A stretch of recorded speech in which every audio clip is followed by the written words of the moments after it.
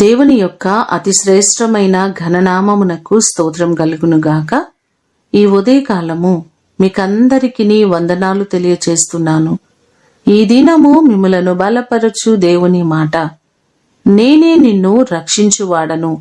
యెషయా గ్రంథము 43వ అధ్యాయము 3వ వచనం. ఆయన మనలను రక్షించేవారు, మనలను సంరక్షించేవారు.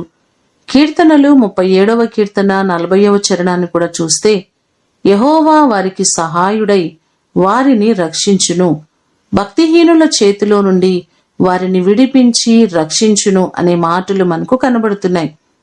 అలాగే ఇర్మియా గ్రంథము 42వ అధ్యాయము 11వ వచనంలో చూస్తే, మీరు బబులోను రాజుకు భయపడుచున్నారే, అతనికి భయపడకుడి, అతని చేతిలో నుండి మిమ్ములను తప్పించి రక్షించుటకు నేను మీకు తోడయ్యున్నాను అనే మాటలు మనకు కనబడుతున్నాయి. ఏ పరిస్థితుల్లో ఉన్నప్పటికీ ఆయన మనలను రక్షించుటకు సిద్ధంగా ఉన్నారు.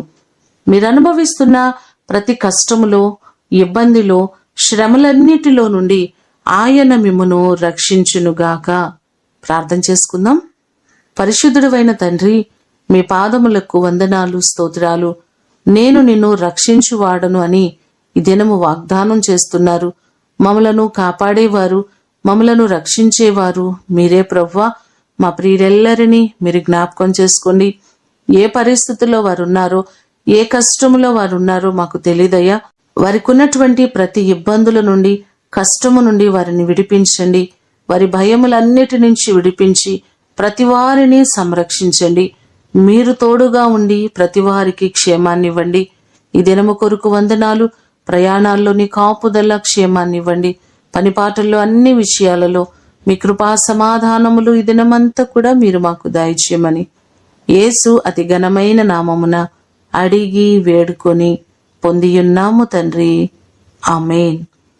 దేవుడు మిమ్ములను దీవించునుగాక.